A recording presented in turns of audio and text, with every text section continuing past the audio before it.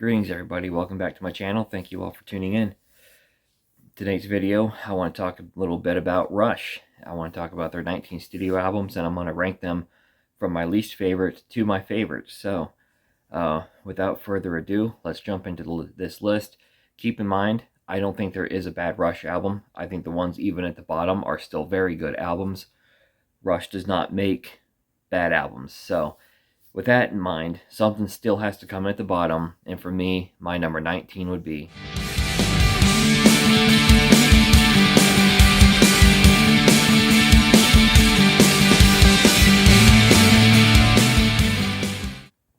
Vapor Trails, released in 2002.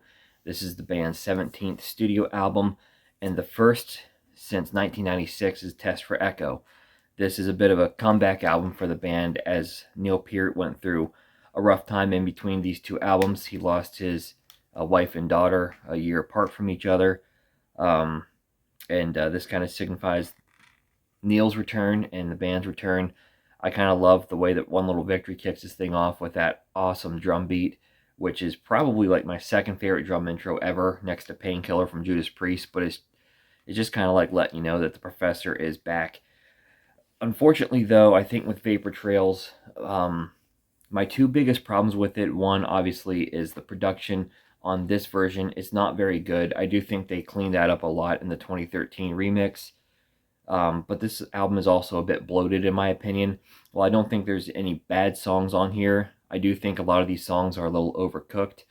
They're maybe a bit too long. They could be trimmed down a bit. You can maybe trim a few songs off the album. But it's kind of an overly long album. Production, not the greatest. Two of my favorite songs on here, though, Ceiling Unlimited and How It Is, which is probably a top 5 Rush song for me. So this is still definitely worth a listen, but something has to come at the bottom, and for me, it's going to be Vapor Trails from 2002.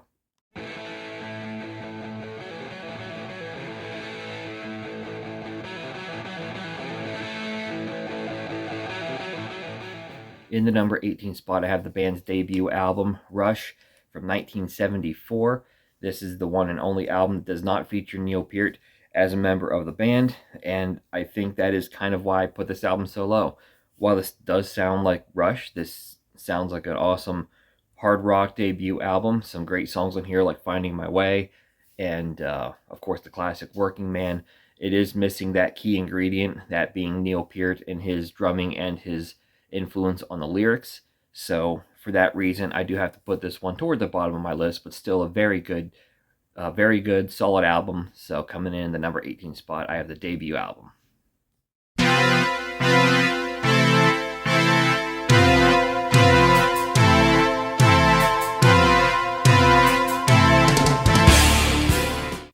In the number 17 spot, Grace Under Pressure, released in 1984.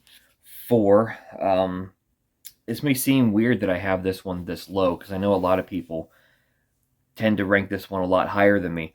And as I've said, I don't think Rush makes a bad album, so this album is definitely not bad by any means. You know, songs like Distant Early Warning, After Image, The Enemy Within, Behind the Wheels, all great songs.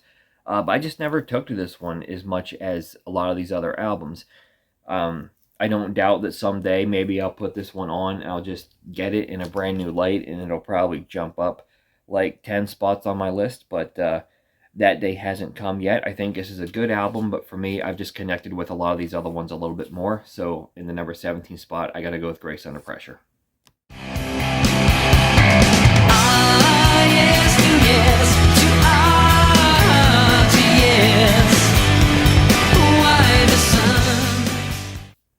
In the number 16 spot, kind of the same story as Grace Under Pressure, I have Counterparts from 1993.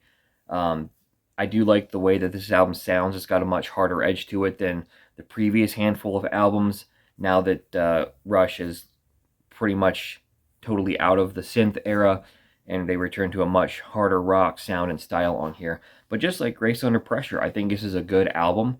I just haven't connected with it quite as much as some of these other albums. It's not one that I go back to quite as much. Again, someday I may put it on and this may jump up 10 spots on my list, but for right now, number 16 is about where I felt I had to go with this one. But still some good songs. Stick It Out's really good. I think Between Sun and the Moon is really good. Probably an underrated favorite of mine, Everyday Glory. So another good solid album from Rush. Certainly deserves to be higher, but for me there's just where am I at, 16, so there's just 15 more that I like better than this one. From the point of ignition to the final drive, the point of the journey is not to arrive. Coming up next, we have Hold Your Fire, released in 1987. This, when I was initially going through Rush's albums, this one kind of fell to the bottom of my list, but it's climbed up a few spots for me lately. I think this is an album where, sort of like Vapor Trails, I think there are some really incredible standouts on here. Force 10, I think, is awesome. Time Stands Still is great. Prime Mover is really good. That's one of my favorites. Probably my favorite on here. Lock and Key is really good. I think there's also some forgettable songs on here. Plus, Tai Shan, to me, is one of my least favorite Rush songs. But so it's a bit of a hit and miss album for me. But I think the highlights on here keep me coming back to this one, and it's why I've lifted it up over the last couple. But still another pretty good album in my opinion. Number 15, Hold Your Fire.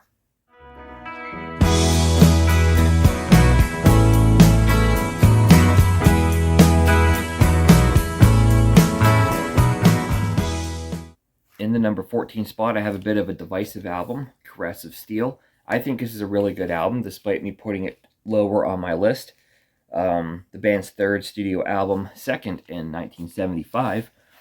But I think there's some good material on here. I do say what drags it down to me is that the Fountain of Lammonth, the entire B-side, I think that's the weakest of the side-long epics in Rush's catalog. But if you go to the A-side, Bastille Day is a banging opener. I think I'm going bald. It's a little goofy, but it's fun. Lakeside Park is great.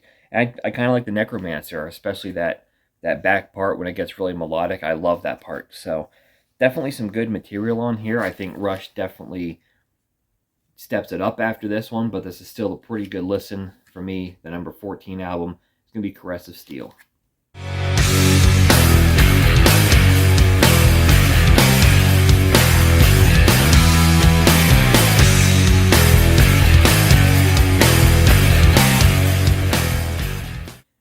In the number 13 spot, I'm going to go with Snakes and Arrows, the band's second to last album, released in 2007.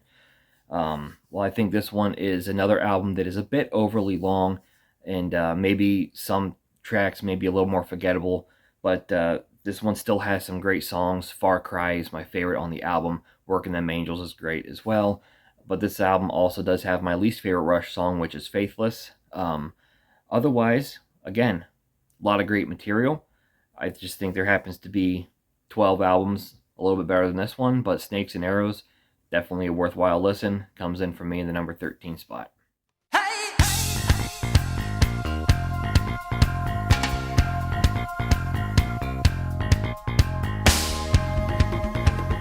In the number 12 spot, I've got Presto, released in 1989. This album sees the band starting to come out of the heavy synth era. This one still has a bit of a poppier production to it, but some really killer songs. I love The Pass. The Pass is awesome. War Paint is awesome. I love the bass line in Scars. The title track's great. Superconductor I do like a lot. Show Don't Tell. So a solid album right here in its own right. Coming in the number 12 spot for me is Presto. Why are we here? Because we're here, roll the bones, roll the bones. In the number 11 spot, I have Roll the Bones, released in 1991. This and Presto, to me, kind of feel like sister albums. I always think of these two together, but I'm going to give the slight edge to Roll the Bones here. The title track, Roll the Bones, is actually one of my favorite Rush songs. It was one of my favorite songs I would hear come on the radio all the time. Despite the rap in the middle, everyone always brings up the rap in the middle of Roll the Bones, but I don't mind it. I think it works because it's so weird. You would never think Rush would rap. And a little bit of a side story: there was an old sci-fi show in the 90s called Sliders, and in the first season of the show, they landed on this planet where intellect was treated the same way that our world treats like sports stars. So all these like intellectuals, professors, whatever, they would kind of be on like the billboards and on the Wheaties boxes and whatnot. And at one point in the episode, there is a scene where they have like a music video for a rap song that talks about reading books in a library. Every time I hear the rap and Roll the Bones, that's what I think of. But other than Roll the Bones, I do like Dreamline, I like Bravado, I like Face Up, Where's My Thing, The Big Wheel, Hearsay. I think a pretty solid album for me, coming in the number 11 spot, Roll the Bones. All I know is that sometimes you have to be wary of a miracle too good to be true. All I know is that sometimes. In the number 10 spot, we're going to go with the band's final album, released in 2012, that being Clockwork Angels. I really don't think that Rush could have gone out on a higher note than they did with Clockwork Angels. It's a fantastic album.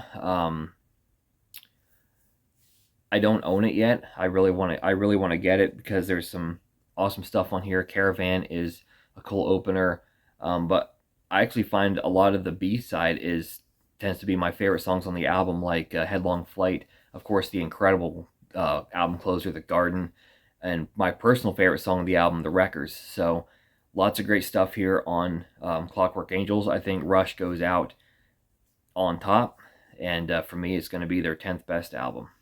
Half the world lives, half the world makes, half the world gives, while the other half takes. In the number 9 spot, and I actually did kind of want to put this a little bit higher, because this to me is kind of like my underrated pick, or my underrated album. That's Test for Echo, released in 1996. I bought this album with Presto, Counterparts, and Hold Your Fire, all of which I knew were kind of the lesser known, lesser liked Rush albums, so I wasn't expecting quite as much from these albums when I bought them. I expected them to be good, but I wound up liking all of them. But Test for Echo is the one that really jumped out to me. Couple of duds on here. I think that's what holds it down for me a little bit, but there's still some great songs. Test for Echo is awesome. Driven, Half the World, Color of Right is a top 5 Rush song to me. Totem, I like. Virtuality, Carve Away the Stone, and even though it's silly, I kind of like Dog Years. You know, it's goofy, but it's fun. So pretty solid album right here. Test for Echo. 1 or 2 songs I think that are kind of that had they not been there, I might have actually slotted this in a couple spots higher, but for me, Test for Echo is going to come in at number 9. The boy lies in the grass with one blade stuck between his teeth. A big sensation quickens in his young and restless heart, and the bright and nameless vision has him longing to depart. In the number 8 spot, we're going to go with Signals, released in 1982. This album is the album that kind of sees the band take on a different direction, heading into the more synthesizer 80s period, but some killer songs on here. Subdivisions is great. The Analog Kid is one of my top 5 favorite Rush songs. Chemistry, Digital Man, New World Man I like a lot. That's another one that I always enjoyed when it came on the radio. Losing It, Countdown. So a lot of great stuff here. Signals is going to be my number 8, released in 1982.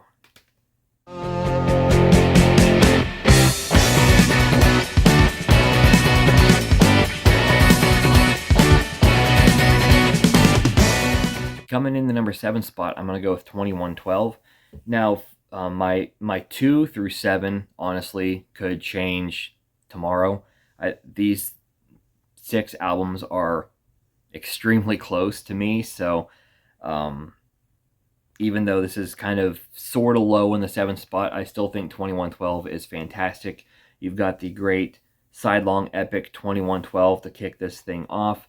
The B-side, though, has got some great material as well. Passage to Bangkok is awesome. I like the Twilight Zone, Lessons, Tears, Something for Nothing. So, solid album from Rush right here. Iconic album. But for me, there's just, at least for today, there's just 6 I like a little bit better. But 2112 is still great nonetheless.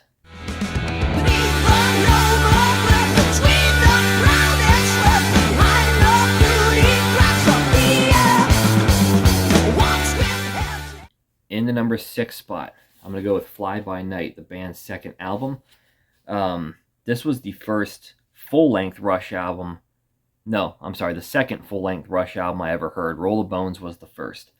And I just really fell in love with the band on this one. I liked Roll the Bones a lot, but when I listened to this one, I just was blown away by how great this band was.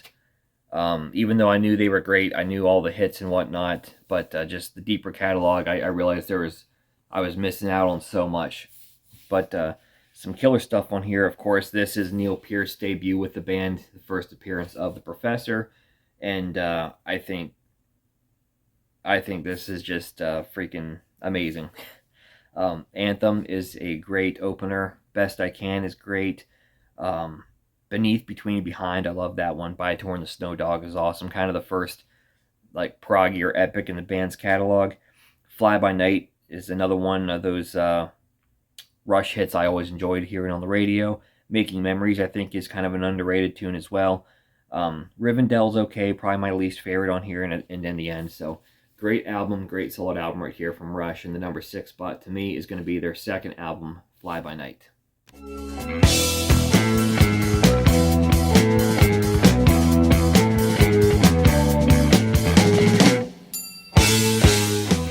In the number 5 spot, I'm going to go with Hemispheres, the band's 6th album released in 1978. Only 4 tracks on here, but honestly, that's all you need, because this is pretty much, in my opinion, this is like a prog masterpiece. But side 1, you've got the sidelong epic Cygnus X1 Book 2 Hemispheres. I love the whole thing. I actually think it's my favorite of the Rush side-along epics. It's between that and 2112. It's close, but I think that's actually my favorite one. Side 2, you got Circumstances, which is pretty good, but compared to The Trees, which is amazing, and La Via Strangiato, I think is how it's pronounced, which is a killer instrumental. Just so much great stuff on here. But for me, Hemispheres is going to come in the number 5 spot. We are planets to each other, drifting in our orbits through a brief eclipse, each of us a world apart. In the number 4 spot, I'm going to go with Permanent Waves, released in 1980. Another great album here, and this was initially my favorite Rush album when I first listened through the catalog, but I still love this one. Of course, it opens up with 2 timeless classics, The Spirit of Radio and Free Will, 2 songs I never tire of. Jacob's Ladder is great.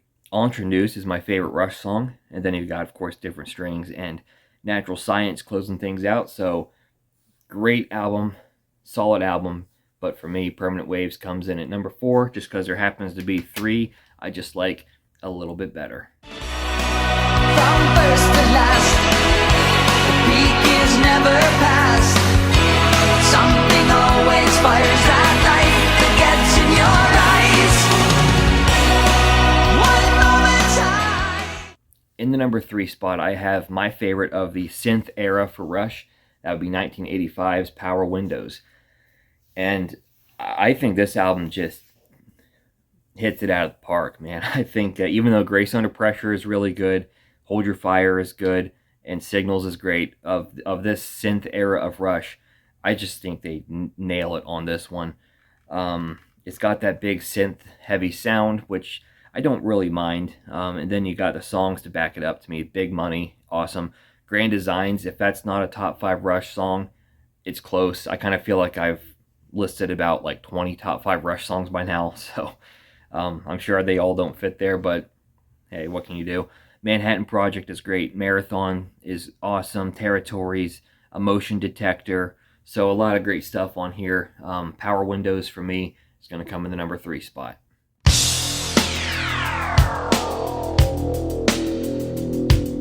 A Monday warrior, mean stride. Today's Tom Sawyer, mean pride. In the number 2 spot, it's hard to deny the greatness of Moving Pictures. This is a fantastic album. An album which pretty much you hear almost all these on the radio, save for maybe the last 2, but Tom Sawyer, I never get tired of. I love that song. Red Barchetta is great. YYZ, Limelight, The Camera Eye, all songs I used to hear on the radio back in the day. All great. And of course, you've got Witch Hunt and Vital Signs closing things out, which are both great songs as well. This is darn near a perfect album. Moving Pictures is going to be my number 2, just because there's one I find myself just ever so much more attached to. Beating down the multitude and scoffing at the wise.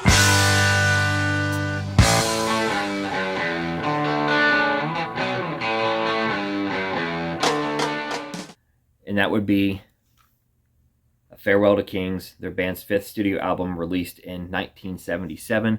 I just love this album. I think this one, I mean, Moving Pictures is pretty much a perfect album.